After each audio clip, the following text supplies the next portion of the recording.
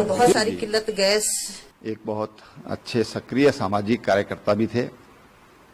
Bharatiya Janata party के भी हमारे वो एक मंडल के अध्यक्ष रहे हैं यमकेश्वर ब्लॉक के। पार्टी के कार्यकर्ता के नाते और उनका जो सामाजिक योगदान है, निश्चित रूप से उनकी याद ये वहाँ का समाज हमेशा करता रहेगा। यमकेश्वर काफ़ी दूरस्थ क्षेत्र है पौड़ी जिला मुख्यालय से, और वहाँ पर उन्होंने एक महाविद्यालय की भी उन्होंने वहाँ पर स्थापना की, और जिसमें आज सैकड़ों बच्चे वहाँ के पढ़ रहे हैं। विशेषकर जो बेटियां हैं, कई बार घर से लड़कों को तो लोग बाहर भेज देते हैं पढ़ने के लिए माँ बाप, लेकिन बेटियों को संकोच बस असुरक्षा के भाव के कारण नहीं भेजते हैं, तो उन्होंने उसमें एक बड़ा महत्वपूर्ण योगदान उनका रहा है। योगी जी के पिता तो थे ही निश्चित रूप से, जो उनकी संतति है वो भी एक, योगी जी जिस तरह से यूपी में काम कर रहे हैं वो एक उसका अपनी जगह है, लेकिन स्वर्गीय आनंद सिंह बिष्ट जी का अपना भी एक व्यक्तित्व था, उसके लिए उनको हमेशा याद किया जाएगा। मैं उनके लिए अपनी ओर से श्रद्धांजलि अर्पित करता हूं, और उनका जो परिवार है, बहनें हैं, उनके बेटे हैं, उनके जो चाहने वाले हैं, उन सबको इस कष्ट को सहने की शक्ति परमात्मा दे, ऐसी कामना करता हूँ।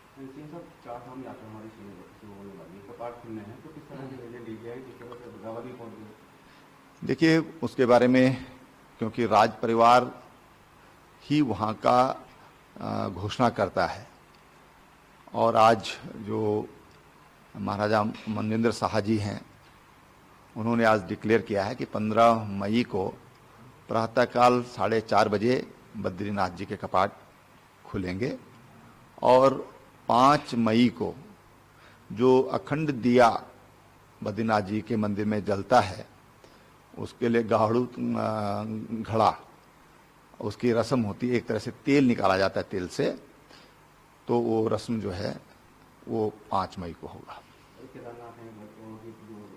देखिए, केदारनाथ जी का जो संबंध है वो बद्रीनाथ जी से है, तो सामान्यतः ये परंपरा रही है कि वो पहले दिन खुलता है, लेकिन जो हमारे आचार्य लोग हैं उनसे पूछताछ करके फिर उसके बारे में निर्णय लिया जाएगा कि वो एक दिन पहले ही खुलेगा या जो भी वो प्राविधान बताएंगे उस हिसाब से खोला जाएगा।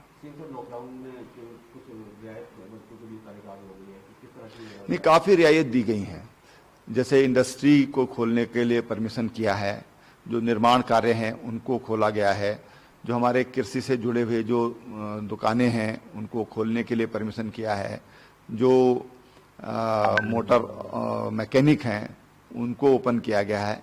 इसी तरह से अनेक ऐसे जो काम हैं जो प्रारंभ हो गए हैं। एक तरह से अब आर्थिक गतिविधियां थोड़ा बहुत ये प्रारंभ कर दी गई हैं। अभी हम बात करें तो प्रदेश के हमारे क्या हालात हैं?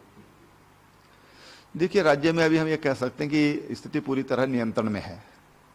कुछ जमातियों के द्वारा जरूर दिक्कतें आई हैं। कुछ लोग बाहर से आए और वो संक्रमित पाए गए, लेकिन हमारी जो स्वास्थ्य कर्मी हैं, हमारे जो पुलिस के लोग हैं, निश्चित रूप से उनकी भूमिका बहुत ही सराहनीय है, बहुत ही प्रशंसनीय है। जिस तरह से वो लोग फ्रंट लाइन में रह कर के काम कर रहे हैं। आज समाज ये मानने लगा है कि सरकार किस ढंग से काम करती है और किस ढंग से कर सकती है। हमारे जो स्वास्थ्य विभाग के लोग हैं, हमारे जो पुलिस के लोग हैं, अनेक सामाजिक संगठन हैं, आज उनका आत्मविश्वास ये बढ़ा है। देखिए, मैं प्रदेशवासियों से यही कहना चाहूँगा कि आपने जिस तरह से पिछले 22 मार्च से आप लोग सहयोग कर रहे हैं, ये सहयोग आपका आगे भी बना रहे।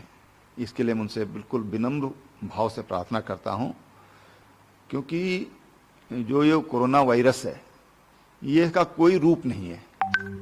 ये किस रूप में सामने आ जाए, किस रूप में अटैक कर ले, कुछ नहीं कहा जा सकता है, और उसके लिए सामाजिक दूरी से बढ़िया कोई समाधान नहीं है, कोई समाधान नहीं है।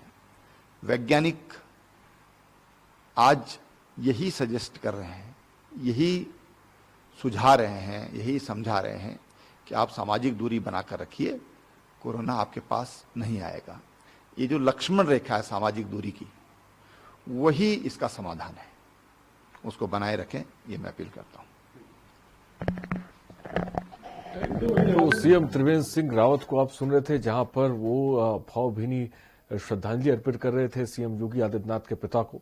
चलिए खबर की तरफ बढ़ते हैं। 3 मई तक जारी लॉकडाउन के बीच रुद्रप्रयाग जिले में एक दूल्हा 3 लोगों को साथ लेकर दुल्हन लेने निकल पड़ा। इस बीच दूल्हा लॉकडाउन के सभी नियमों का पालन कर रहा है और प्रशासन की अनुमति के बाद ही बारात लेकर निकला। रुद्रप्रयाग जिले के कोट गांव निवासी सूरज का विवाह था और विवाह में 5 लोग से ज्यादा लोग के जाने की अनुमति नहीं है। इसके बाद सूरज 3 अन्य लोगों को साथ लेकर जिले के ऊंजा कंडारा बारात लेकर निकला और इस बारात में बैंड बाजा कुछ नहीं है। सूरज का कहना है कि मात्र 4 लोग बारात के लिए निकले हैं। 5वें व्यक्ति के रूप में जहां पर दुल्हन आई। और बता दें कि पहाड़ी क्षेत्रों में अप्रैल मई शादियों के दिन रहते हैं। रात जा रही है कोर्ट से ऊंजा कंडारा, 4 लोग जा रहे हैं, 5वीं दुल्हन आएगी वहां से।